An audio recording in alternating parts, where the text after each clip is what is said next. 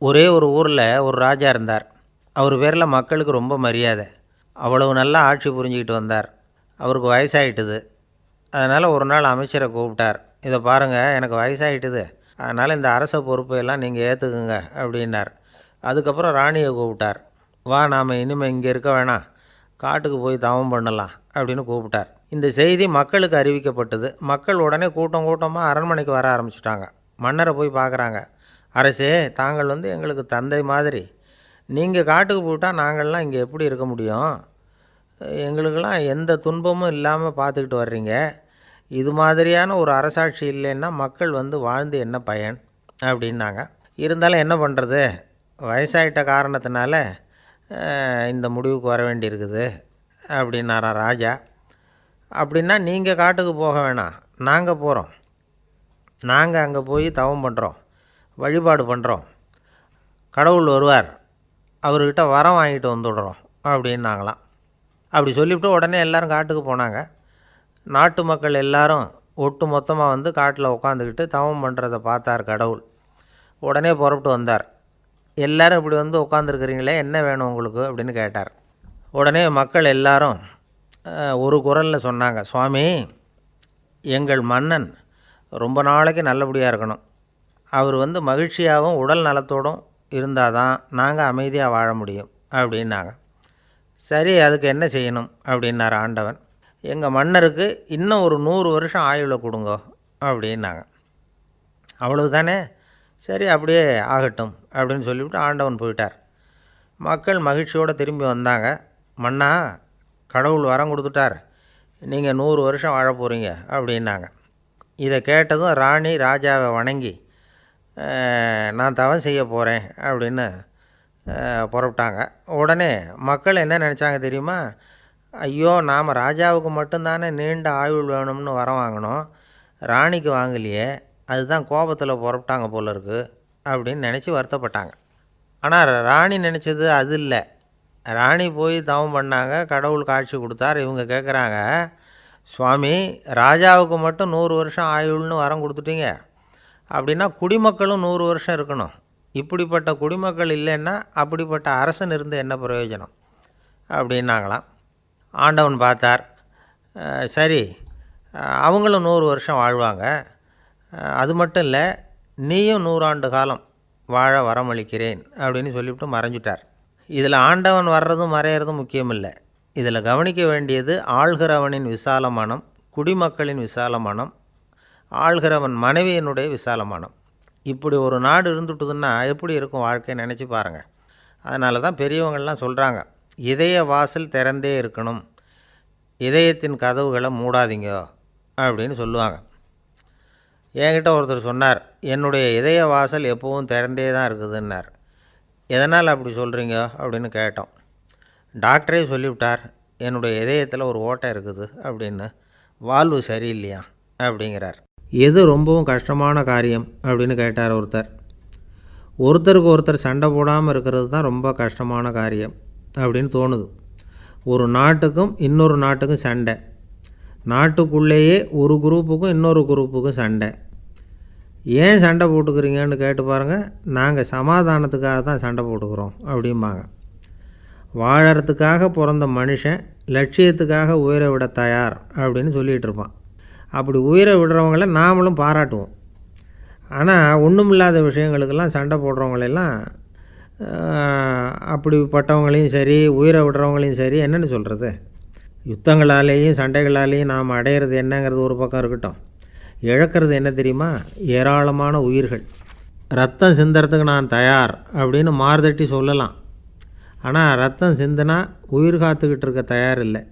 அதாவது உயிர் நமக்காக காத்துக்கிட்டு இருக்க தயார் இல்லை. இழக்கிற ரத்தத்தை ஈடுகட்டினா தான் உயிரை காப்பாற்ற முடியும்.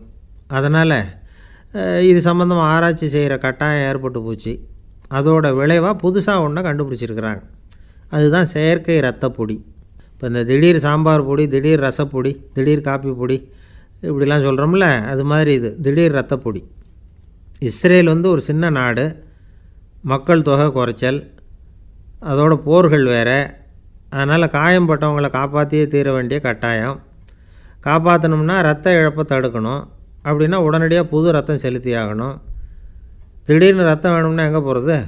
அதுவும் கிடைக்கிற ரத்தம் சேர்கிற குரூப்பாக இருக்கணும். ஒரு வேடிக்கை பார்த்தீங்களா, நான் வேறு குரூப்பு நீ வேறு குரூப்புன்னு இவன் சண்டை போடுறான். இதில் அடிபட்டவனுக்கு ரத்தம் கொடுக்க போனால் அதுலேயும் அது வேறு வேறு குரூப்பாக இருக்குது. அது ரத்தமும் வேறு வேறு குரூப்புன்னு சொல்லிகிட்டு இருக்குது. எந்த குரூப்பு ரத்தம் வேணும்? அது உடனடியாக கிடைக்கலன்னா என்ன பண்ணுறது?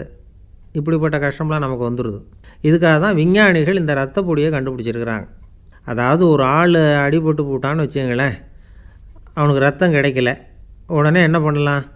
இந்த சுத்தப்படுத்தப்பட்ட தண்ணீரை கொஞ்சம் எடுத்துக்க வேண்டியது, அதில் இந்த ரத்த பொடியை கரைக்க வேண்டியது. இப்போ இந்த செயற்கை ரத்தம் வந்து தயாராகிட்டுது. இதை அந்த ஆள் உடம்புல ஏற்றி விட்ற வேண்டியது. இயற்கையாக நம்ம உடம்பில் இருக்கிற ரத்தம் என்னென்ன வேலை செய்யுதோ அதே வேலையை இதுவும் செய்யும். அதாவது ஆக்சிஜனை உடம்பில் எல்லா இடத்துக்கும் எடுத்துகிட்டு போகுது. அந்த வேலையை இந்த செயற்கை ரத்தமும் செஞ்சுருது. ஆனால் ஒரு விஷயம், இந்த செயற்கை ரத்தம் ஒரு அவசரத்துக்கு தான் உபயோகப்படுத்தலாம், ஒரு முதல் உதவி மாதிரி. அதை அப்படியே நிரந்தரமாக விட்டுற முடியாது. பின்னாடி வந்து தேவையான குரூப்பு உண்மையான ரத்தம் கிடைச்ச உடனே அதை செலுத்திக்கணும். உண்மையான ரத்தத்தை 20லேருந்து 40 நாள் வரைக்கும் தான் பாதுகாக்க முடியும். அதுவும் குளிர்பதன பெட்டியில். அதுக்குள்ளே உபயோகப்படுத்தலைன்னா அது வீணாக போயிடும். இந்த ரத்த பொடி அப்படி இல்லை, எவ்வளோ நாள் வேணும்னாலும் அப்படியே வச்சுருக்கலாம். குளிர்பதன பெட்டியும் தேவையில்லை. ஆனால் ஒன்று, இது தண்ணியில் கலந்து செயற்கை ரத்தமாக ஆக்கிவிட்டா அதோட வலு 72 மணி நேரம் தான், அதாவது 3 நாள். அதுக்குள்ளே அந்த ஆசாமியை எங்கேயாவது ஆஸ்பத்திரிக்கு தூக்கிட்டு போய் உண்மையான ரத்தத்தை கொடுத்துடணும். சண்டையில் அடிபடுறவங்க, சாலை விபத்தில் அடிபடுறவங்க, இவங்களுக்கெல்லாம் அவசரத்துக்கு கை கொடுத்து உதவுறது இந்த செயற்கை ரத்த பொடி. அதுக்கப்புறம் நாம் கொடுக்குற ரத்தம் தான் அவங்கள காப்பாற்றணும். இன்றைக்கி வந்து ரத்தத்தை தானமாக கொடுக்க தயாராக இருக்கிற நல்ல உள்ளங்கள் ஏராளம். எவ்வளவு ஆக்சிடெண்ட்டு, ஆப்ரேஷன், இதில் சம்மந்தப்பட்டவங்களை வந்து காப்பாற்றுறது நாம் தானமாக கொடுக்குற ரத்தம் தானே. ஒரு ஆக்சிடெண்ட்டு, ஒரு ஸ்கூட்டர் ஒரு ஆள் மேலே மோதி விட்டுது. பார்த்து வரக்கூடாதா அப்படின்னா அந்த ஆள், நீ தான் பார்த்து நடக்கணும், ஏன்னா 20 வருஷமாக நான் அந்த ஸ்கூட்டரை ஓட்டிகிட்டு இருக்கிறேன் அப்படின்னானா இவன்.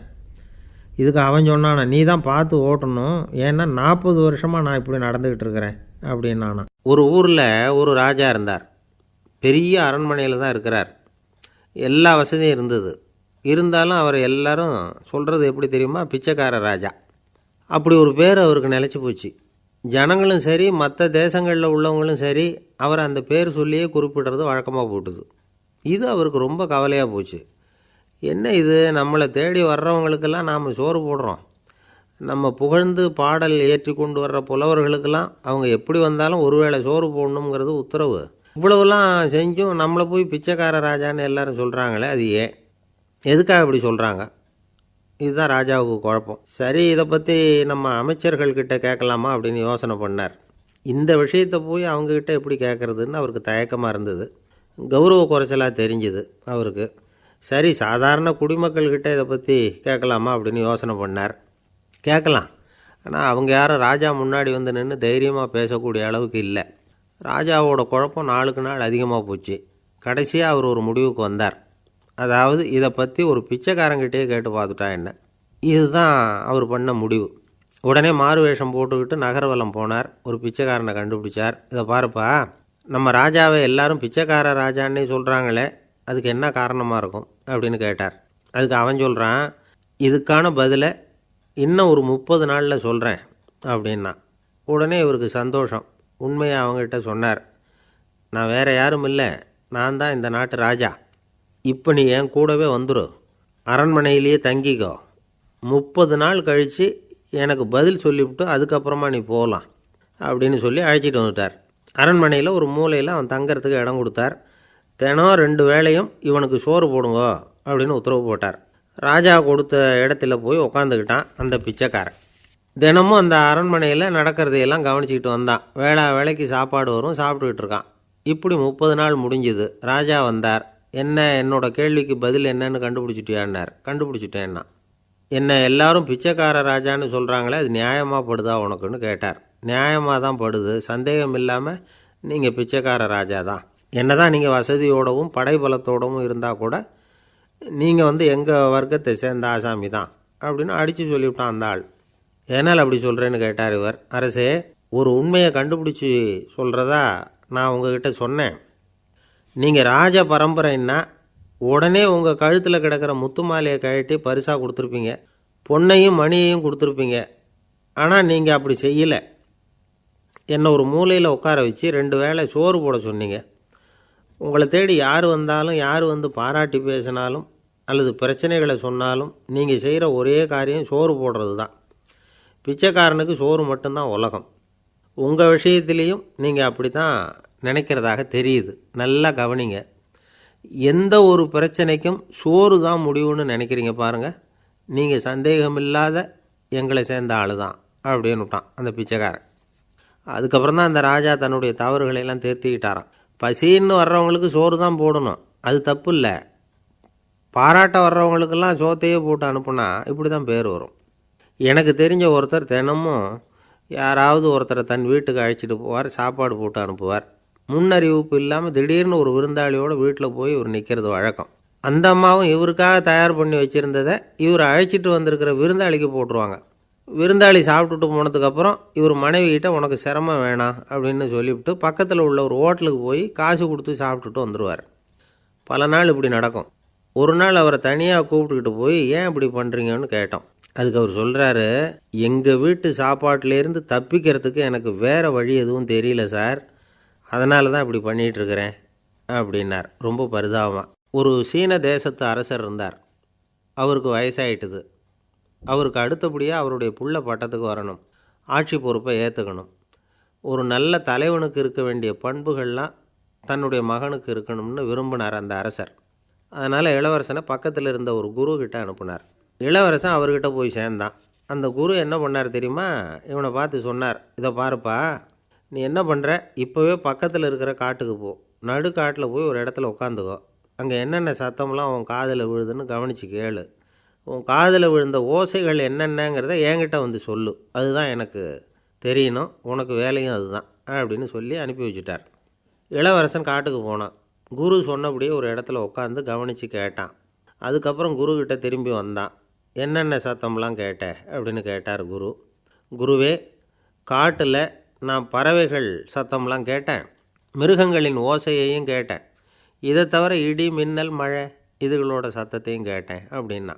குரு யோசனை பண்ணார், நீ இன்னமும் சரியாக கேட்கல, அதனால் மறுபடியும் காட்டுக்கு போ, கொஞ்ச நாள் தங்கியிருந்து கேட்டுட்டு வா அப்படின்னார். இளவரசனுக்கு ஒன்றும் புரியல. இருந்தாலும் குருவின் கட்டளையாச்சே, மறுக்க முடியுமா? உடனே அவன் மறுபடியும் காட்டுக்கு போனான். ஒரு இடத்துல உட்காந்தான். கொஞ்ச நேரம் உன்னிப்பாக கவனித்து கேட்டான். சில நாள் கழித்து குருக்கிட்ட திரும்பி வந்தான். குருவே, இந்த தடவை சில துல்லியமான சத்தங்களை எல்லாம் கேட்டான். தேனீ பறக்கிற சத்தம், நீரோடையின் மெல்லிய ஓசை, இதெல்லாம் கேட்டேன்னா. குரு சிரித்தார். நீ மறுபடியும் காட்டுக்கு போ, இன்னும் சில நாள் அங்கே இரு, முழுமையாக கவனமாக கேட்டுக்கிட்டு வா அப்படின்னு சொல்லி அனுப்பி வச்சுட்டார். இளவரசனுக்கு குழப்பம் அதிகமாயிட்டுது. ஒன்றுமே புரியல. மறுபடியும் காட்டுக்கு போனான். மௌனமாக ஒரு இடத்துல உட்காந்துட்டான். அப்படியே தியானத்தில் ஆழ்ந்துட்டான். சில நாளில் அவனுக்கு இதுவரை கேட்காத ஓசைகள்லாம் கேட்க ஆரம்பிச்சிட்டுது. இதைத்தான் நான் கேட்கணும்னு என்னுடைய குரு எதிர்பார்த்துருக்கிறாருங்கிறத புரிஞ்சுக்கிட்டான். உடனே குருக்கிட்ட ஓடனான். குருவே, இந்த தடவை காதுகளுக்கு கேட்க முடியாத சில ஓசைகளை கூட என்னால் உணர முடிஞ்சுது. பூ மலருகிற ஓசை, சூரியனால் பூமி சூடாகிறப்போ எழுகிற ஓசை, காலை பனித்துளியை இந்த புல்லுலாம் குடிக்கிற ஓசை, இது எல்லாம் என்னால் நல்லா கேட்க முடிஞ்சுது அப்படின்னா.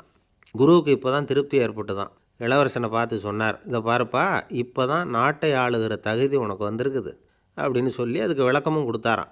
எந்த அரசன் தன்னுடைய மக்களின் இதயம் பேசுகிற மௌன மொழியை, மௌன வார்த்தைகளை கேட்குறானோ அவன்தான் ஆள தகுதி உள்ளவன். எந்த அரசன் தன்னுடைய மக்களின் உணர்ச்சிகளை உண்மையாக உணர்றானோ அவன்தான் முதன்மையான அரசன். போலி வார்த்தைகளை மட்டும் கேட்டுட்டு பல மௌன ராகங்களை காதில் வாங்கிக்காதவன் அரசனே இல்லை. எந்த நாட்டில் எப்போ ஒரு அரசன் தன்னுடைய மக்களின் உணர்ச்சிகளை கேட்க மறுக்கிறானோ அன்னையிலேருந்தே அந்த நாடு அழிய தொடங்குது அப்படின்னு அர்த்தம். இதுதான் அந்த குரு இளவரசனுக்கு போதித்தது. வாயால் பேசுகிறத மட்டும் கேட்டு ஏமாறக்கூடாது, உணர்ச்சிகளையும் கேட்குறதுல தான் மனப்பக்குவம் உண்டாகும். மக்கள் உணர்ச்சிகளை புரிந்து கொள்ளாத அரசர்கள் நீடிச்சிருக்க முடியாது. அது மாதிரி நாடுகளில் அடிக்கடி குழப்பம் தான் உண்டாகும். அப்படி இருந்தால் அடிக்கடி ஆட்சி மாறிக்கிட்டு இருக்கும். அப்படிப்பட்ட ஒரு தேசம், அங்கே ஒரு சிறைச்சாலையில் 3 கைதிகள் பேசிக்கிட்டு இருந்தாங்க. ஒருத்தன் சொன்னான், நான் இந்த நாட்டு ராஜாவை எதிர்த்து பேசிக்கிட்டு இருந்தேன், அதனால் என்னை பிடிச்சி கொண்டாந்து இங்கே போட்டுட்டாங்க அப்படின்னா ஒருத்தன். இன்னொருத்தன் சொன்னான், நான் இந்த நாட்டு ராஜாவை ஆதரித்து பேசிக்கிட்டு இருந்தேன், அதனால் என்னை பிடிச்சி கொண்டாந்து இங்கே தள்ளிவிட்டாங்க அப்படின்னா. அது சரி, நீ என்ன தப்பு பண்ண அப்படின்னு சொல்லி 3வது ஆளை பார்த்து இவங்க கேட்டாங்க. அதுக்கு அந்த ஆள் சொல்கிறான், நான் தான் இந்த நாட்டு ராஜா அப்படின்னானாம். ஒரு காடு, நல்ல மரம்லாம் செழிச்சு இருந்தது. அப்படிப்பட்ட காட்டில் ஒரு சாது இருந்தார். அவர் எப்படின்னா எப்பவும் ஒரு மரத்தடியில் உட்காந்துருப்பார். ஏன்னா அவருடைய இருப்பிடமே அதுதான். அவர் என்ன பண்ணுவார், 3 கல் வச்சுருந்தார். செங்கல் மாதிரி இருக்கும், ஆனால் அதை விட கொஞ்சம் பெருசாக இருக்கும். எதுக்கு அந்த 3 கல்லுன்னா அதுதான் அவருடைய படுக்கை. அதாவது தூங்குறப்ப ஒரு கல்லை தலைக்கு கீழே வச்சுக்குவார், இன்னொரு கல்லை இடுப்புக்கு கீழே வச்சுக்குவார், இன்னொரு கல்லை காலுக்கு கீழே வச்சுக்குவார். உடம்பை வந்து அப்படியே ஒரு தகட்டால் மூடிக்குவார், அப்படியே தூங்கி போடுவார். மழை பெய்யுதுன்னு வச்சுங்க, அவர் உடம்பு வந்து 3 கல் மேலே இருக்குதா, அதனால் தண்ணி வந்து அடியில் ஓடி போடும், உடம்பு நனையாது. மேலே தகடு இருக்கிறதுனால மழையும் உடம்புல படாது. அவர் தூக்கமும் கெடாது, நிம்மதியாக தூங்குவார். பகலில் அந்த 3 கல்லையும் ஒரு சேர ஒரு அடுப்பு மாதிரி வச்சு அது மேலே உட்காந்துக்குவார். அதனால் பாம்பு பூச்சி எதுவும் அவரை வந்து தொந்தரவு பண்ணுறதில்ல, அது பாட்டுக்கு நடந்து போயிடும். அவர் பாட்டுக்கு நிம்மதியாக இருப்பார். யாராவது எதையாவது கொண்டுகிட்டு வந்து கொடுத்தா அதை வாங்கி சாப்பிடுவார், அவ்வளவுதான். ஒரு நாள் அந்த நாட்டு அரசன் காட்டுக்கு வேட்டையாட வந்தான். அந்த வழியாக வந்தப்போ இந்த சாது படுத்துருக்கிறத பார்த்தான், பரிதாபப்பட்டான். ஐயோ பாவம், இவர் இப்படி இந்த கல் மேலே உடம்பை வச்சுக்கிட்டு தூங்குறாரே, என்ன பாடுபடுவார். இவரை நாம் வந்து அரண்மனைக்கு அழைச்சிட்டு போய் சுகமாக நிம்மதியாக இருக்கிறதுக்கு வழி செஞ்சு கொடுப்போம், அது ரொம்ப நல்லாயிருக்கும் அப்படின்னு நினச்சான். அப்படி நினச்சிக்கிட்டே அரண்மனைக்கு வந்துட்டான். அதுக்கப்புறம் ஒரு பல்லக்கையும் 2 சேவகர்களையும் காட்டுக்கு அனுப்பி அந்த சாதுவை மெதுவாக இங்கே அழைச்சிட்டு வந்துடுங்க அப்படின்னு சொல்லி அனுப்பி வச்சான். இவங்க போய் அவர்கிட்ட விவரத்தை சொன்னாங்க. எனக்கு என்னத்துக்கு அரண்மனை வாசம் அப்படின்னார். இருந்தாலும் மன்னர் உத்தரவு, நீங்கள் அவசியம் வரணும் அப்படின்னாங்க இவங்க. சரின்னு சொல்லிவிட்டு வேறு வழி இல்லாமல் புறப்பட்டார். புறப்படும் பொழுது என்ன பண்ணார்னா, மறக்காமல் அந்த 3 கல் ஒரு தகடு அதையும் எடுத்து பல்லக்கில் வச்சுக்கிட்டார். என்னத்துக்கு இதையெல்லாம் எடுத்து வைக்கிறாரு அப்படின்னு சொல்லி அவங்க யோசனை பண்ணாங்க. இருந்தாலும் அதை பற்றி ஒன்றும் கேட்கல. பேசாமல் அவரை அழைச்சிட்டு போய் அரண்மனையில் விட்டுட்டாங்க. அரசன் ஓடி வந்தான், வரவேற்றான், அறுசுவை உணவு படைத்தான். அவர் படுக்கிறதுக்கு தங்க கட்டில், பட்டு மெத்தை, இப்படி எல்லாம் ஏற்பாடு பண்ணி வச்சான். இங்கே படுத்து ஓய்வு எடுத்துங்க அப்படின்னு சொல்லிவிட்டு அவன் பாட்டு போயிட்டான். மறுநாள் காலையில் வந்து பார்க்குறான், சாது படுத்துருக்கிறார். எப்படி தெரியுமா, அந்த பட்டு மெத்தை மேலே 3 கல்லையும் வச்சு வழக்கம் போலவே அது மேலே படுத்துருக்கிறார், அதுக்கு மேலே தகடு. அரசன் பார்த்துட்டு அதிர்ச்சி ஆகிட்டான். என்ன சுவாமி இப்படி அப்படின்னா, சாது சொன்னார், எனக்கு வந்து தேவையும் இல்லை குறையும் இல்லை, எல்லா இடத்துலையும் எனக்கு ஒரே மகிழ்ச்சி தான் அப்படின்னார். மகிழ்ச்சிங்கிறது தங்க கட்டிலேயோ பட்டு மெத்தையிலேயோ இல்லை, அது வந்து மனசில் இருக்கிற ஒரு விஷயம். உண்மையான மகிழ்ச்சிக்கு வழி வந்து மனப்பக்குவம் அப்படிங்கிறது அந்த அரசனுக்கு புரிஞ்சுதான். இந்த காலத்தில் ஒரு சாமியார், அவரை தேடி ஒரு சீடன் வந்தான். என்னாச்சு தெரியுமா, சுவாமி எனக்கு நிம்மதி வேணும், அதுக்கு என்ன வழின்னு கேட்டான். சாமியார் நிமிர்ந்து பார்த்தார். அப்புறம் சொன்னார், நீ ஏகப்பட்ட பேர்கிட்ட கடன் வாங்கியிருக்கிற, அதையெல்லாம் திருப்பி கொடுத்தா தான் உனக்கு நிம்மதி கிடைக்கும்னார். இவனுக்கு ஆச்சரியம். அது எப்படி சாமி, அவ்வளவு கரெக்டாக நான் கடன் வாங்கினதை கண்டுபிடிச்சிங்க அப்படின்னா. உனக்கு கடன் கொடுத்து சாமியாராக போனதே நான் தான்ப்பா, அதனால தான் இந்த கதிக்கு வந்தேன். என்கிட்டயே வந்து நிம்மதிக்கு வழி கேட்குறியே, அதுதான்டா வேதனை அப்படின்னாராம் அவர். என்னுடைய நண்பர் ஒருத்தர், அவருக்கு ஜாதகத்தில் நம்பிக்கை உண்டு, அவரே ஜோசியமெல்லாம் பார்ப்பார். என்ன சார் இந்த காலத்தில் இதையெல்லாம் நம்பிக்கிட்டு இருக்கீங்களேன்னு கேட்டால், உங்களுக்கு ஒன்றும் தெரியாது சார், இந்த உலகத்தில் ஒவ்வொருத்தரும் அவங்கவுங்க செய்கிற நல்லது கெட்டதுக்கு தகுந்த பலனை அனுபவிச்சே தீரணும்பார். அது மட்டும் இல்லை, ஒருத்தன் செத்துட்டா கூட அவன் செஞ்ச பாவ புண்ணியங்கள் கூடவே போயிட்டுருக்கோம்பார். அது எப்படி கூட போகும் அப்படின்னு குதர்க்கமாக கேட்டால், அதுக்கு அவர் ஒரு கதை சொன்னார். அது ரொம்ப சுவாரஸ்யமாக இருந்தது. ஒரு ஊரில் ஒருத்தர் இருந்தாராம். அவர் ஜோசியம் பார்க்குறதுல ரொம்ப கெட்டிக்காரரு. ஒருத்தருடைய தலைமுடியை மட்டும் அவர்கிட்ட காட்டினா போதும், அதை மட்டும் பார்த்துட்டு அவருடைய ஜாதகத்தையே சொல்லிவிடுவாராம். அப்பேற்பட்ட திறமை. அந்த ஆள் ஒரு சமயம் கன்னியாகுமரி கடற்கரைக்கு போயிருந்துருக்கிறார். அங்கே கரை ஓரமாக ஒரு மண்டை ஓடு கிடந்திருக்கு, அதை எடுத்து பார்த்துருக்கிறார். அந்த மண்டை ஓட்டை வச்சுக்கிட்டே அதோடய ஜாதகத்தை அலசியிருக்கிறார். இந்த மண்டை ஓட்டுக்கு உரிய ஆசாமி வாழ்க்கையில் ரொம்ப கஷ்டப்பட்டுருக்கிறான், நிறைய கஷ்டத்தை அனுபவிச்சிருக்கிறான், அது தாங்க முடியாமல் தான் கடலில் விழுந்து தற்கொலை பண்ணிகிட்டு இருக்கான் அப்படிங்கிறத அவர் கணிச்சுட்டார். இருந்தாலும் இந்த மண்டை ஓடு இன்னமும் அனுபவிக்க வேண்டியது பாக்கி இருக்குது அப்படிங்கிறதையும் அவர் உணர்றார். அது சரி, ஒருத்தன் வந்து உயிரோடு இருக்கிற வரைக்கும் தானே நல்லது கெட்டதை அனுபவிக்க முடியும். செத்ததுக்கு அப்புறமும் பாக்கி இருக்குன்னா அதை எப்படி அனுபவிக்கிறது? இந்த மண்டை ஓட்டுக்கு இன்னும் கொஞ்சம் பாக்கி இருக்குது அப்படிங்கிறது அவருக்கு புரிஞ்சதே தவிர அதோட அர்த்தம் என்னங்கிறது அவருக்கு சரியாக விளங்கலை. சரி, இதை இன்னும் கொஞ்சம் விவரமாக ஆராய்ச்சி பண்ணி பார்ப்போம் அப்படின்னு நினச்சிக்கிட்டு அதை தன்னுடைய வீட்டுக்கு எடுத்துகிட்டு போயிட்டார். அந்த மண்டை ஓட்டை ஒரு பொட்டியில் வச்சு பூட்டினார். தன்னுடைய தனி அறையில் அதை பத்திரமா வச்சுக்கிட்டார். தினமும் ராத்திரி ஆனதும் தன்னுடைய மனைவியை பார்த்து, நீ போய் பூஜை அறையில் தனியாக படுத்துக்கோ அப்படின்னு சொல்லிவிட்டு இவர் தினம் ராத்திரி 12 மணிக்கு பொட்டியை திறந்து அதை பார்ப்பார். மண்டை ஓடு அப்படியே இருந்ததே தவிர இன்னும் கொஞ்சம் பாக்கி இருக்குங்கிறதுக்கு அர்த்தம் அவருக்கு விளங்கலை. அந்த மண்டை ஓட்டுக்கு இன்னும் என்ன பாக்கி இருக்க போகுது? இப்படியே ஒரு 10 நாள் போச்சு. அந்த வீட்டம்மாவுக்கு சந்தேகம் வந்துட்டுது. நம்ம வீட்டுக்காரர் நம்மளை தனியாக ஏன் தூங்க சொல்கிறார் அப்படிங்கிற சந்தேகம். உடனே பக்கத்து வீட்டு அம்மாக்கிட்ட விஷயத்தை சொல்லியிருக்கிறாங்க. அந்த அம்மா உடனே, நீ கவலைப்படாத, நான் கண்டுபிடிச்சி சொல்கிறேன்னு சொல்லிவிட்டாங்களாம். அன்றைக்கி ராத்திரியே ஜன்னல் வழியாக எட்டி பார்த்துருக்குறாங்க. இந்த ஆள் மண்டை ஓட்டை கையில் வச்சுக்கிட்டு அதை திருப்பி திருப்பி அப்படியும் அப்படியும் பார்த்துக்கிட்டு இருந்தது தெரிஞ்சுட்டுது. மறுநாள் காலையில் அவரோட மனைவியை பார்த்தாங்க. ஏம்மா, உன் வீட்டுக்காரருக்கு நீ முதல் மனைவியா 2வது மனைவியா அப்படின்னு கேட்டாங்க. எனக்கு தெரிஞ்ச வரைக்கும் நான் ஒருத்தி தான் அவருடைய மனைவின்னாங்க.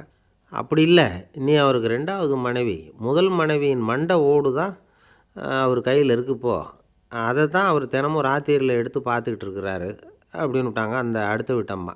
அப்படியா விஷயம்னு சொல்லிவிட்டு கணவன் வீட்டில் இல்லாத நேரமாக பார்த்து அந்த மண்டை ஓட்டை எடுத்து கொண்டாந்து ஒரு உரலில் போட்டு உலக்கையால் குத்தி நொறுக்க ஆரம்பிச்சுட்டுது அந்த அம்மா. வெளியே போயிருந்த அந்த ஆள் அப்போ தான் உள்ளே நுழைஞ்சார். மண்டை ஓடு உலக்கைக்கிட்ட குத்து வாங்கிட்டு இருக்கு. அது அனுபவிக்க வேண்டியது இன்னும் கொஞ்சம் பாக்கி இருக்குது அப்படிங்கிறதுக்கான அர்த்தம் எனக்கு இப்போ தான் புரிஞ்சுதுன்னாராம் அவர். இந்த கதையிலேருந்து நாம் இன்னொரு நீதியையும் புரிஞ்சுக்கணும். அதாவது நம்ம வீட்டை பற்றி நமக்கு தெரியாததெல்லாம் அடுத்த வீட்டுக்காரங்களுக்கு நல்லா தெரியும். ஒரு காடு, அங்கே புத்தர் அவர் பாட்டுக்கு நடந்து போய்கிட்டே இருக்கிறார். அவருக்கு பின்னாடி ஒரு குரங்கு, அதுவும் தொடர்ந்து வந்துக்கிட்டே இருக்குது. புத்தர் திரும்பி பார்த்தார். குரங்கு அப்படியே குதித்து உயர எழும்பி ஒரு கிளையில் போய் உக்காந்துது. ஏன் இப்படி பண்ணுறேன்னு கேட்டார் புத்தர். என்னை சாதாரணமாக நினைக்க வேணாம், நான் மகாமந்தி, என்னால் எல்லாம் முடியும், முடியாதுங்கிற வார்த்தையே என்னுடைய அகராதியில் கிடையாது, என்ன வேணும்னாலும் செய்வேன் அப்படின்னுது. அப்படின்னா ஒரு பந்தயம் வச்சுக்கலாமான்னார் இவர். ஓ, வச்சுக்கலாமேன்னுது. வேறு ஒன்றும் இல்லை, இப்போ நீ மேலே எழும்பி அந்த கிளையில் உட்காந்தது மாதிரி அங்கேருந்து தாவி என் உள்ளங்கையில் உட்காரணும், அவ்வளவுதான் அப்படின்னார். அப்படி உட்காந்துட்டா என்ன பரிசு அப்படின்னு கேட்டது அது. சொர்க்கத்தில் இருக்கிற மாமன்னன் மரகத சக்கரவர்த்தியை என்னோட இருக்கும்படியாக கூப்பிட்டுக்கிறேன். அந்த சமயத்தில் அவருடைய அரியணை அங்கே காலியாகிடும், நீ அதில் போய் உட்காந்துக்கலாம். பந்தயத்தில் தோத்துட்டா ஒரு கல்ப காலம் இந்த பூமியில் வாழ வேண்டியிருக்கும், அதுக்கு பிறகு தான் என்கிட்ட வர முடியும், என்ன சொல்கிற அப்படின்னார். குரங்குக்கு தாவறது ஒரு பெரிய காரியமா? இது எனக்கு ரொம்ப சாதாரண விஷயம், என்ன இப்போவே தாவட்டுமா அப்படின்னுது. சரின்னு சொல்லி உள்ளங்கையை நீட்டினார். அவருடைய கை தாமரை இலை அளவுக்கு அப்படியே விரிஞ்சுது. குரங்கு சௌகரியமாக உட்கார்றதுக்காக. குரங்கு தாவறதுக்கு தயாராச்சு. அதுக்கு முன்னாடி ஒரு சின்ன யோசனை அதுக்கு.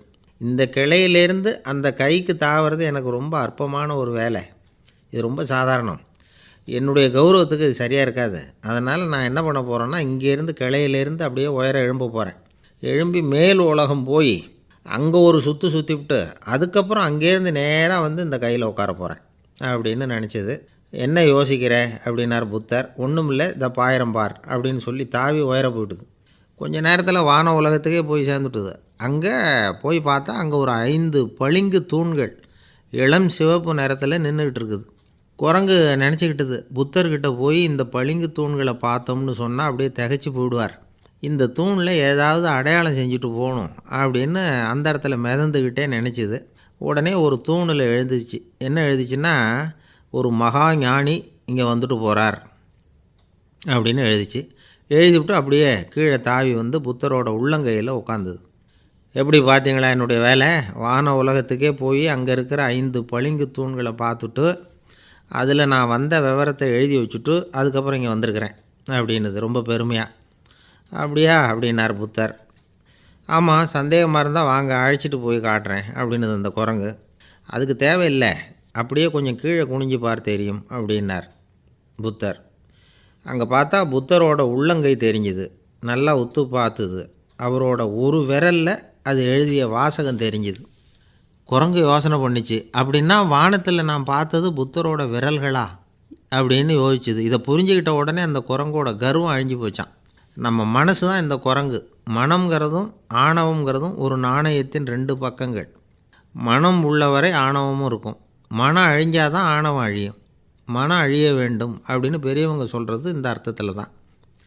நம்ம ஆளுங்க சவால் விடுறதெல்லாம் வேறு மாதிரி.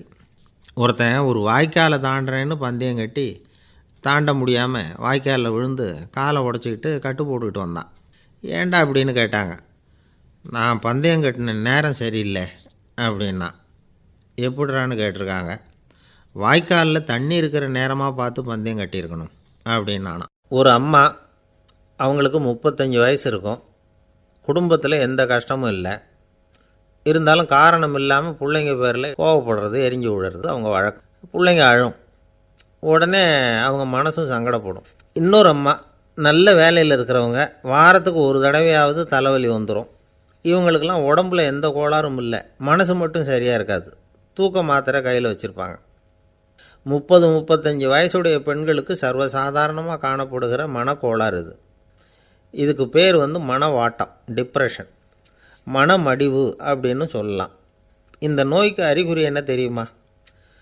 மனசில் வருத்தமான உணர்வு இருக்கும். அடிக்கடி அழலாம் போல் தோணும். முன்னால் எல்லாம் எந்தெந்த செயலில் ஆர்வம் இருந்ததோ அதெல்லாம் குறைஞ்சிரும், அல்லது சுத்தமாகவே ஆர்வம் இல்லாமல் போயிடும். சில பெண்கள் இளம் வயசில் பக்கத்தில் இருக்கிறவங்க கிட்ட கலகலப்பாக பேசுவாங்க. வீட்டை அலங்கரிக்கிறதுல ஆர்வம் இருக்கும். இப்போ அதிலெல்லாம் ஆர்வம் இல்லாமல் போயிடும். எந்த வேலை செஞ்சாலும் சீக்கிரம் களைப்பு அடைஞ்சுடுறது மாதிரி ஆகிடும். நமக்கு யாருமே உதவியாக இல்லை, நம்ம எல்லோரும் கை விட்டுட்டாங்க போல் இருக்குதே அப்படிங்கிற உணர்வுலாம் உண்டாகும்.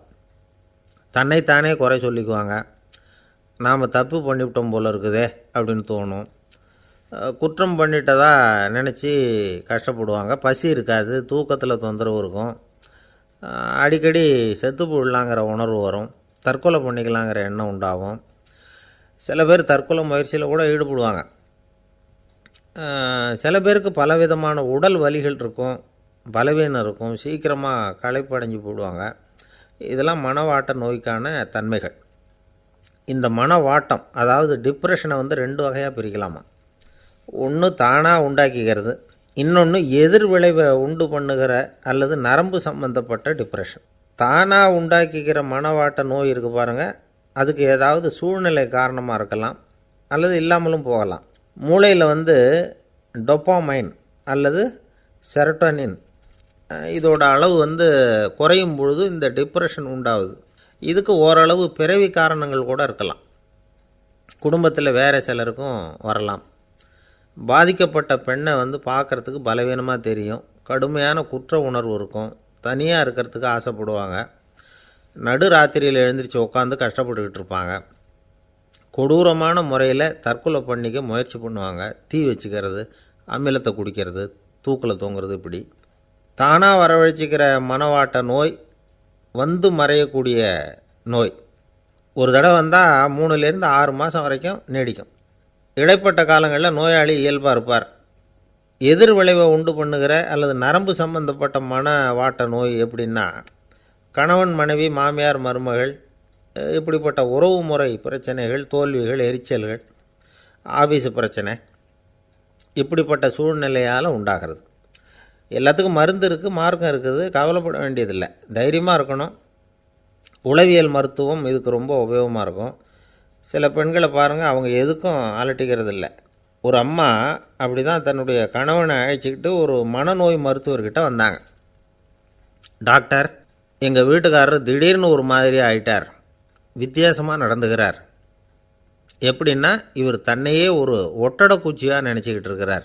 அப்படி நினச்சிக்கிட்டு தன்னுடைய தலையாலேயே வீட்டில் உள்ள ஒட்டடையெல்லாம் தொடச்சிக்கிட்டு இருக்கிறார் அப்படின்னாங்க. எவ்வளவு நாளாக அப்படி இருக்குதுன்னு கேட்டார் டாக்டர். 1 வாரமாக அப்படி இருக்குது அப்படின்னாங்க அந்த அம்மா. அப்படின்னா முன்னாடியே ஏன் அழைச்சிட்டு வரல அப்படின்னு கேட்டார் டாக்டர். வீடு பூரா சுத்தமாகட்டுமேனு பார்த்துக்கிட்டு இருந்தேன் டாக்டர் அப்படின்னாங்களாம் அந்த அம்மா. ஒரு ஊரில் ஒரு ஞானி இருக்கிறார். ரொம்ப பெரிய ஞானி. ரொம்ப வயசாகிட்டுது. கடைசி காலத்தில் அவர்கிட்ட சில பேர் வந்தாங்க. உங்கள் குரு யார் அப்படின்னு கேட்டாங்க. அவர் நிமிர்ந்து பார்த்தார். எனக்கு ஆயிரக்கணக்கான குருமார்கள் உண்டு, அவங்க பேரெல்லாம் சொல்லணும்னா இந்த காலம் பத்தாது.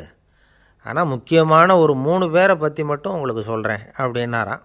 அப்புறம் சொன்னார், அந்த 3 பேரில் ஒருத்தன் ஒரு திருடன். ஒரு சமயம் ஒரு பாலைவனம் வழியாக நான் போய்கிட்டு இருந்தேன். அப்போது வழி தவறி போய் ஒரு கிராமத்துக்கு போயிட்டேன். அது இருட்டு நேரம், நடு ராத்திரி, ஊரே உறங்கி போச்சு. அந்த நேரத்தில் ஒரு ஆள் மட்டும் ஒரு வீட்டு சுவத்தில் ஏதோ பண்ணி உள்ளே நுழையிறதுக்கு முயற்சி பண்ணிகிட்ருக்கிறான். அவங்கிட்ட போய் நான் இன்றைக்கி இங்கே எங்கே தங்க முடியும் அப்படின்னு கேட்டேன். அதுக்கு அவன், இந்த ராத்திரி வேளையில் அது ரொம்ப சிரமம், ஒரு திருடனோட உங்களால் தங்க முடியும்னா நீங்கள் என்னோட தங்கலாம் அப்படின்னா. நான் அவங்க கூட 1 மாதம் தங்கியிருந்தேன். ஒவ்வொரு நாள் ராத்திரியும் இப்போ நான் என்னுடைய வேலைக்கு போகிறேன், நீங்கள் ஓய்வு எடுத்துக்கோங்க அப்படின்னு சொல்லிவிட்டு போவான். அவன் திரும்பி வந்த உடனே உனக்கு ஏதாவது கிடச்சிதான்னு நான் கேட்பேன். அதுக்கு அவன், இன்றைக்கி ராத்திரி ஒன்றும் இல்லை, நாளைக்கு மறுபடியும் முயற்சி பண்ணுவேன் அப்படின்பா. எப்பவும் அவன் நம்பிக்கை இழந்ததே கிடையாது, எப்பவும் சந்தோஷமாகவே இருப்பான். நானும் ரொம்ப காலமாக தியானம் பண்ணிக்கிட்டே இருந்தேன், ஒன்றுமே நடக்கலை. ஆனால் நான் என்ன பண்ணேன் தெரியுமா, மனசு வருத்தப்படும், நம்பிக்கை இழந்துருவேன். அப்போல்லாம் அந்த திருடனுடைய விடாமுயற்சி தான் ஞாபகத்துக்கு வரும். அதனால் அந்த திருடன் எனக்கு ஒரு குரு. என்னுடைய 2வது குரு யாருன்னா அது ஒரு நாய். இது எப்படின்னா, ஒரு சமயம் எனக்கு ரொம்ப தாகமாக இருந்தது. ஒரு நதியை நோக்கி போய்கிட்டு இருந்தேன். அப்போது ஒரு நாயும் வந்தது. அதுக்கும் தாகம். ஓடி வந்து ஆற்றை பார்த்துது. அதோட நிழல் வந்து ஆற்றுல தெரிஞ்சுது. அதை பார்த்ததும் பயந்துட்டுது. அதாவது அது தன்னுடைய சொந்த உருவத்தையே கண்டு பயந்தது. அதை பார்த்து குறைக்குது, திரும்பி ஓடிச்சு. ஆனால் அதுக்கு தாகம் அதிகமாக இருந்ததுனால அது மறுபடியும் திரும்பி வந்தது. பார்த்தா மறுபடியும் தண்ணியில் நாயோட உருவம் தெரியுது. இப்படி சில தடவை பண்ணிச்சு. இருந்தாலும் கடைசியில் தண்ணியில் குதிச்சுட்டுது துணிஞ்சி. இப்படி குதித்த உடனே அதோட உருவமும் மறைஞ்சுட்டுது. இதை பார்த்தேன். நான் என்ன புரிஞ்சுக்கிட்டேன்னா, எவ்வளவு தான் பயம் இருந்தால் கூட ஒருத்தன் தைரியமாக காரியத்தில் இறங்கணும் அப்படிங்கிறத புரிஞ்சுக்கிட்டேன். இந்த போதனை அந்த நாய்கிட்ட இருந்து எனக்கு கிடைச்சிது. இது ஒன்று. அடுத்தது என்னுடைய 3வது குரு யாருன்னா அது ஒரு சின்ன குழந்தை. நான் ஒரு சமயம் ஒரு நகரத்துக்கு போனேன். அங்கே ஒரு குழந்தை எரிகிற மெழுகுவத்தி ஒன்று எடுத்துக்கிட்டு வந்தது. நான் அந்த குழந்தைய பார்த்து வேடிக்கையாக கேட்டேன், ஏன் பாப்பா, இந்த மெழுகுவத்தியை நீயாவே கொளுத்துனியா அப்படின்னு கேட்டேன். ஆமான்னுது அந்த குழந்தை. சரி, இந்த மெழுகுவத்தி முன்னாடி எரியாமல் இருந்தது, இப்போ எரியுது. இந்த மெழுகுவத்திக்கு வெளிச்சம் எங்கேருந்து வந்தது, அதை எனக்கு காட்ட முடியுமா அப்படின்னு கேட்டேன் அந்த குழந்தைகிட்ட. இதுக்கு அந்த குழந்தை சிரிச்சுக்கிட்டு அந்த மெழுகுவத்தியை ஊதி அணைச்சுட்டுது. அதுக்கப்புறம் என்னை பார்த்து கேட்டுது, இப்போ இந்த மெழுகுவத்தியின் வெளிச்சம் போனதை பார்த்தீங்க இல்லையா, அது எங்கே போச்சுன்னு எனக்கு சொல்லுங்க அப்படின்னுது. அந்த குழந்தை இப்படி கேட்டதும் என்கிட்ட இருந்த ஆணவம் அழிஞ்சுட்டுது. நான் படித்ததெல்லாம் அந்த வினாடியில் சுக்கு நூறாக போயிட்டுது. என்னுடைய முட்டாள்தனத்தை நான் உணர்ந்தேன் அப்படின்னு இவ்வளவும் அந்த ஞானி விவரமாக சொன்னாராம். அதனால் நாம் இன்னார்கிட்டே இருந்து தான் இதை கற்றுக்கணுங்கிறது இல்லை, யாருக்கிட்டே இருந்தும் எதையும் கற்றுக்கலாம். நம்மால் ஒருத்தன் ஒரு நாய் வளர்த்துக்கிட்டு இருந்தான். அந்த நாய்க்கு வால் கிடையாது. யாரோ ஏற்கனவே வெட்டி எடுத்துட்டாங்க. இந்த நாய் தான் சார் எனக்கு குரு, அதுக்கிட்டே இருந்து கூட நான் பாடம் கற்றுக்கிட்டு இருக்கிறேன் அப்படின்னா. அப்படி என்ன கற்றுக்கிட்டேன் இந்த வால் இல்லாத நாய்கிட்டே இருந்து அப்படின்னு கேட்டோம். நாம் யாருக்கிட்டையும் வாலாட்டக்கூடாது அப்படிங்கிற பாடத்தை அதுக்கிட்டே இருந்து தான் நான் கற்றுக்கிட்டேன் அப்படின்னா. இந்த உலகத்தில் எவ்வளவோ உயிரினங்கள் இருக்குது, ஒவ்வொன்றும் ஒவ்வொரு விதமாக சண்டை போடுது. இப்போ 2 மாடு சண்டை போட்டுக்குதுன்னு வச்சுக்கோங்க, என்ன பண்ணும், 2 முட்டிக்கும். அதுக்கு சண்டை போடுறதுக்கு ஆயுதமாக உபயோகப்படுறது அதோட கொம்பு. 2 சேவல் சண்டை போட்டுக்குதுன்னு வச்சுக்கோங்க, அதுக்கு ஆயுதமாக உபயோகப்படுறது அதோட கால் நகம். காலால் தான் அது ஒன்றோட ஒன்று சண்டை போட்டுக்கும். ஆனால் 2 மனுஷன் சண்டை போட்டுக்கிறான்னு வச்சுக்கோங்க, இவன் இன்னதை தான் ஆயுதமாக உபயோகப்படுத்துவான்னு குறிப்பிட்டு சொல்ல முடியாது. கல்லை எடுப்பான், கத்தி எடுப்பான், துப்பாக்கி எடுப்பான், என்ன வேணாலும் பண்ணுவான். வாயால் திட்டுவான், கையால் அடிப்பான், காலால் உதைப்பான், சகலகலாக வல்லவன். விலங்குகள்லாம் பொதுவாக வாயை சாப்பிட்றதுக்கு மட்டும்தான் உபயோகப்படுத்துது. ஆனால் இவனுக்கு சாப்பிட்றதுக்கும் அதுதான், சாப்பிட்டு விட்டு திட்டுறதுக்கும் அதுதான். ஆனால் ஒரு விஷயத்தில் மட்டும் கெட்டிக்கிறேன். அதாவது நாம் சண்டை போட்டுக்கிட்டாலும் பரவாயில்லை, கோழிகள் சண்டை போடாமல் இருக்கணும் அப்படின்னு ஆசைப்படுறான். எதுக்காக? கோழிகள் சண்டை போடாமல் இருந்தால் நிறைய முட்டைகள் போடுமா, அதுக்காக தான் இந்த அக்கறை. கோழி பண்ணை வச்சுருக்கிறவங்களுக்கு இது ஒரு பெரிய பிரச்சனை. அதாவது பண்ணையில் இருக்கிற கோழிகளுக்குள்ளே அடிக்கடி சண்டை வந்துடும். அதனால் முட்டை உற்பத்தி குறைஞ்சிரும். சரி, இதுக்கு என்ன பண்ணுறது? பண்ணையில் போய் உட்காந்துக்கிட்டு தினமும் பஞ்சாயத்து பேசிகிட்டு இருக்க முடியுமா? அமெரிக்காவில் கோழி பண்ணை வச்சுருக்கிற ஒருத்தர் இதை பற்றி யோசனை பண்ணி பார்த்தாராம். ஒரு வழியையும் கண்டுபிடிச்சிருக்கார். கோழிக்கெல்லாம் மூக்கு கண்ணாடி மாட்டி விட்டுட்டோம்னா அது சண்டை போடுற குணம் குறைஞ்சிரும், முட்டை அதிகமாகிடும். அந்த கண்ணாடியில் உள்ள லென்ஸு சிவப்பு நிறத்தில் இருக்கணும், அவ்வளவுதான் அப்படின்னு அவர் கண்டுபிடிச்சாராம். இது ஏற்கனவே நடைமுறையில் கண்டுபிடிக்கப்பட்ட ஒரு விஷயம். ஆனால் எல்லா கோழிக்கும் சிவப்பு மூக்கு கண்ணாடி எப்படி மாட்டி விடுறது? அப்படியே மாட்டி விட்டாலும் அது நழுவாமல் இருக்கணுமே. இப்போ நாமெல்லாம் நடு விரலால் மூக்கு கண்ணாடி நடுவில் தொட்டு அப்படி ஸ்டைலாக சரி பண்ணிக்கிறோம். அது மாதிரி கோழி எப்படி சரி பண்ணிக்கும்?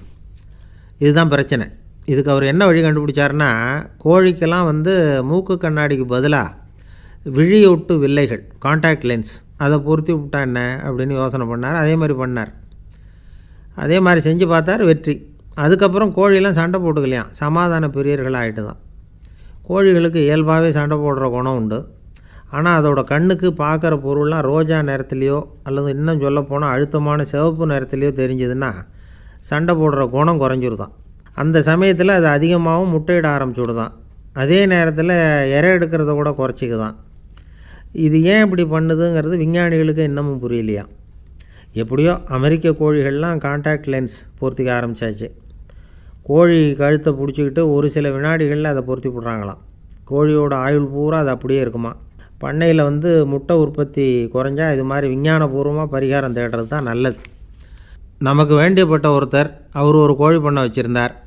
அந்த பண்ணையில் பாதி கோழி திடீர்னு செத்து போச்சு. உடனே ஒரு கால்நடை மருத்துவர்கிட்ட போக வேண்டியது தானே. அங்கே போகல. உள்ளூரில் மந்திரம் பண்ணிகிட்டு இருந்த ஒரு சாமியார்கிட்ட போனார். அவர் காலில் விழுந்தார். சாமி, என் பண்ணையில் பாதி கோழி செத்து போட்டுதுன்னார். சாமியார் யோசனை பண்ணார். சரி, பண்ணையில் வாசப்படி கிழக்கு பக்கமாக வச்சுருக்கியா மேற்கு பக்கமாக வச்சுருக்கியான்னு கேட்டார். கிழக்கு பக்கமாக இருக்குன்னார் அவர். அதுதான் தப்பு, மேற்கு பக்கமாக அதை மாற்று, சரியாக போடும்னாராம். அதே போல் இவர் போய் மாற்றிவிட்டார். அப்பவும் பாதி செத்து போச்சு. மறுபடியும் சொன்னார், சாமி மறுபடியும் பாதி கோழி செத்து போட்டுதேன்னார். சரி, கூரை எப்படி போட்டிருக்க, ஓடு போட்டிருக்கியா இல்லை கீத்து போட்டிருக்கியான்னார். ஓடு போட்டிருக்கேன்னாராம் அவர். அதுதான் தப்பு, அது கீத்து போட்டுரு, சரியாக போடும்னாராம். சரின்னு போய் அதையும் மாற்றி பார்த்தார். மறுபடியும் போயிட்டுது, கோழி செத்து போச்சு. வந்தார். மறுபடியும் பாதி செத்து போச்சு சாமின்னு வந்தார். இவரும் யோசனையை மாற்றி மாற்றி சொல்லிகிட்டே இருக்கிறார். இப்படி அவரும் மாற்றி மாற்றி பார்த்தார். 6வது தடவையாக அவரை தேடிட்டு வந்தார். அந்த சமயத்தில் இவர் ரொம்ப தீவிரமாக யோசனை பண்ணி பார்த்துட்டு, அது சரிப்பா, நீயும் என்கிட்ட சளைக்காமல் வந்துக்கிட்டு இருக்கிற, நானும் யோசனை சொல்லிகிட்டு இருக்கேன். இப்போவும் உங்ககிட்ட சொல்கிறதுக்கு என்கிட்ட யோசனை நிறையா இருக்குது. ஆனால் சோதிக்கிறதுக்கு உங்ககிட்ட கோழி இல்லையே, என்ன பண்ணுறது அப்படின்னாராம் இவர். அவர் ஒரு பெரிய குடும்பத்தில் பிறந்தவர். இருக்கிற சொத்துக்கள் எல்லாத்தையும் வாரி வழங்கிவிட்டு காட்டுக்கு புறப்பட்டார் தவம் செய்கிறதுக்காக. இருந்தது பூராவும் கொடுத்துட்டார். இனிமேல் எதுவுமே இல்லை கொடுக்கறதுக்கு. அப்போது கடைசியாக ஒருத்தன் கையை நீட்டினான். ஐயா, ஏதாவது கொடுங்கன்னா. அவர் பார்த்தார். கட்டியிருக்கிற வேட்டியை தவிர வேறு எதுவுமே இல்லை. 8 முழம் பட்டு வேட்டி, ஜரிகை கரையோடு இருக்குது. கடைசியாக அதை தான் எடுத்து கட்டிக்கிட்டு அவர் புறப்பட்டுக்கிட்டு இருக்கிறார். அவர் பார்த்தார், எதிரில் அவன் பரிதாபமாக நின்றுக்கிட்டு இருக்கிறான். அந்த 8 முழ வேட்டியை 2ஆக கிழிச்சார். 4 முழத்தை அவங்ககிட்ட கொடுத்துட்டு மீதி 4 முழத்தை தன்னுடைய இடுப்பில் கட்டிக்கிட்டு அவர் காட்டுக்கு போயிட்டார். இவன் என்ன பண்ணான் தெரியுமா? கையில் கிடைச்ச 4 முழத்தை எடுத்துக்கிட்டு கடை வீதிக்கு போனான். பழைய பட்டு வேட்டி, ஜருகை இதெல்லாம் விலைக்கு வாங்குகிற வணிகர் ஒருத்தர் இருந்தார். அவர்கிட்ட போனான். இதை விலைக்கு எடுத்துக்கிறீங்களான்னு கேட்டான். அவர் வாங்கி பார்த்தார். ஆகா, ரொம்ப அருமையான வேட்டி, விலை வசந்த ஜருகை, இது ஏது உனக்குன்னு கேட்டார். அவன் நடந்ததை சொன்னான். அப்படின்னா ஒன்று செய், இந்த வேட்டியோட இன்னொரு பாதியையும் மெதுவாக வாங்கிட்டு வந்துரு, உனக்கு நிறைய பணம் தரேன் அப்படின்னார் அந்த வணிகர். இவன் கொஞ்சம் யோசனை பண்ணி பார்த்தான். கொஞ்சம் இருங்க, அதை வந்துவிட்றேன் அப்படின்னு சொல்லிவிட்டு நேராக காட்டுக்கு போனான். அவர் எங்கே இருக்காருன்னு தேடி கண்டுபிடிச்சான். அவர் ஒரு இடத்துல தவக்கோலத்தில் இருக்கிறார். கட்டியிருந்த இடைவேட்டியும் அவரை அறியாமலே நழுவி கீழே விழுந்து கிடக்குது. இவனுக்கு ரொம்ப வசதியாக போச்சு. அவரை கேட்க வேண்டிய அவசியமே இல்லை. மெதுவாக சத்தம் போடாமல் அடிமேல் அடி வச்சு நெருங்கினான். அவர் கண்ணை மூடிக்கிட்டு அவர் பாட்டு நின்றுக்கிட்டு இருக்கார். இவன் மெதுவாக போய் கீழே கிடந்த அந்த துணியை எடுத்துக்கிட்டு சத்தம் போடாமல் திரும்பி நடந்தான். அப்படி கொஞ்சம் தூரம் நடந்திருப்பான். அப்படி ஓட ஆரம்பிக்கிற சமயத்தில் அவன் காலில் கீழே கிடந்த முள் ஒன்று நறுக்குன்னு தைச்சி விட்டுது. வலி தாங்க முடியாமல் அம்மான்னு கத்திவிட்டான். இந்த சத்தத்தினால கண்ணை மூடி நின்றுக்கிட்டு இருந்த அவர் தவம் கலைஞ்சிது. மெதுவாக கண்ணை திறந்து பார்க்குறார். தன் இடையில் இருந்த வேட்டி அவன் கையில் இருக்குது. இப்போ அவர் நினைக்கிறாராம், இந்த வேட்டி மேலே நான் வச்ச ஆசை அல்லவா அவனை திருடனை ஆக்கிவிட்டுது அப்படின்னு நினச்சாரான். இது எப்பேற்பட்ட மனநிலைங்கிறத கொஞ்சம் யோசிச்சு பாருங்கள். தான் ஒரு பொருள் மேலே வைத்த பற்று இன்னொரு மனிதன் திருடனாக ஆகிறதுக்கு காரணமாக ஆயிட்டுதே அப்படின்னு நினைக்கிறார். அப்படி நினச்ச அவர் யார் தெரியுமா? அவர் தான் மகாவீரர். இழந்துட்டேங்கிறியே, நீ என்னத்தை கொண்டு வந்த இங்கே இழக்கிறதுக்கு? நீ என்னத்தை உண்டாக்குன இது அழிஞ்சுட்டுதுன்னு சொல்கிறதுக்கு? இது அவருடைய சிந்தனை. இன்றைக்கி நம்ம சிந்தனையெல்லாம் வேறு மாதிரி இருக்குது. ஒருத்தன் நடுத்தெருவில் உட்காந்து அழுதுகிட்டு இருந்தான். அந்த வழியாக வந்தவர் கேட்டார், ஏன்ப்பா அழற அப்படின்னு கேட்டார். 5 ரூபா சார், இந்த இடத்துல விழுந்துட்டுது, ரொம்ப நேரமாக தேடுறேன், கிடைக்காது போல இருக்கு அப்படின்னா. எப்போ தொலைஞ்சுது அப்படின்னு கேட்டார். அது எனக்கு தெரியாது சார், பணத்தை தொலைச்சவன் தேடி பார்த்துட்டு போயிட்டான், நான் அவனுக்கு பின்னாடி தேட வந்தவன் அப்படின்னு சொல்லிவிட்டு மறுபடியும் தேட ஆரம்பித்தானான்.